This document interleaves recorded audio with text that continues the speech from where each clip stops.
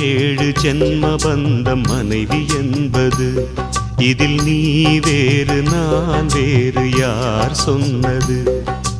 கல்யாணமே ஒரு தெய்வீகமே, சம்சாரமே அதன் சந்தோஷமே, ஒரு வானும் நிலவும் பிரிந்து வாழுமா? ஏழேழு ஜென்ம பந்தம் மனைவி என்பது, இதில் நீ வேறு நான் வேறு யார் சொன்னது?